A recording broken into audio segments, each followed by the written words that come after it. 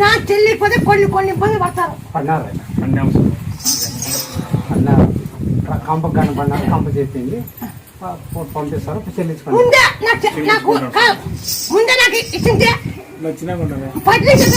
నీకు జాబ్ కనుకోమని చెప్పవద్దు, నీకు జాబ్ ఖచ్చితంగా అవుతుంది అని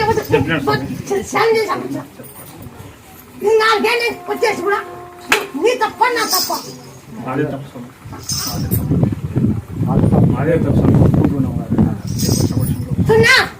నువ్వన్నీ తెలుస్తా. నా బరువు తిరిగించండి, నువ్వన్నీ నీకు అన్ని తరాలన్నీ కనిపించుకొస్తా. జరిగి అనుకో నిన్ను పట్టుకుంటా, జరిగే అనుకో నువ్వు నన్ను పట్టుకోవచ్చు. అప్పుడు నీకు నీ మాట చెప్పకపోతే ఇది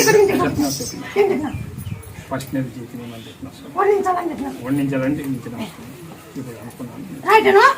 నువ్వు కొన్ని ఇప్పుడు ముందుకు వచ్చినావు, నువ్వు అందుకు రాలేవు నా దగ్గరికి. కొన్ని ఇరుక్కున్నాక ఇబ్బంది పడినాక నా దగ్గరకు వచ్చినావు. నేను తిక్కదని కావు, నేను ఎక్కడ పెట్టాలా ఎక్కడ పిల్ల నా గుర్తు రాత్రి కళ్ళలోనే వచ్చి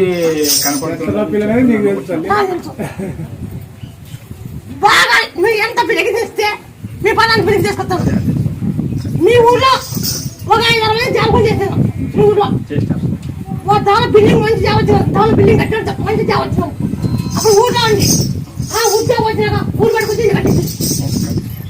అప్పుడు ఊర్లో సన్న కూర్చున్నా అండి, వాళ్ళ మంచిగా ఫ్రెండ్ కూడా అయింది. కారు కూడా తెచ్చినారు కూడా.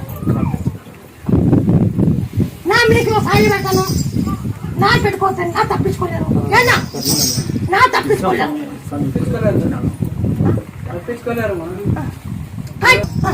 ఇట్లా 2 నెలలకు వచ్చి ముక్కొని పోయింది పిల్లలకి ఏదైనా జాబ్ వస్తే ఫస్ట్ జీతం ముక్కొని పోని చెప్పినాము.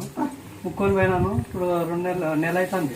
12,000 అది 12,000 ఏదో నీకు 45,000 చెప్తా, 45,000 చెప్తా. ఇప్పుడు నీకు నాకు మాట నీకు 45,000 చెప్తా. జరిగే అనుకో నీ బట్టి అనుకో, జరిగే అనుకో నీ బట్టి అనుకో. ఆ పద్ధతిలో మాట్లాడేవాడి వాళ్ళ డ్రైవర్కి చనిపోతాడు అనుకుంటావా? చనిపోతాడు బతకడు అనుకున్నారంట. నువ్వు కూడా నిన్ను అడిగి చెప్తుంటే నీకు మళ్ళీ ముఖ్యమైన మళ్ళీ కూర్చోమని చెప్పినా ఉంటావా? ఆయన ఇదే ఉంటాడు నీ దగ్గరే. చూసి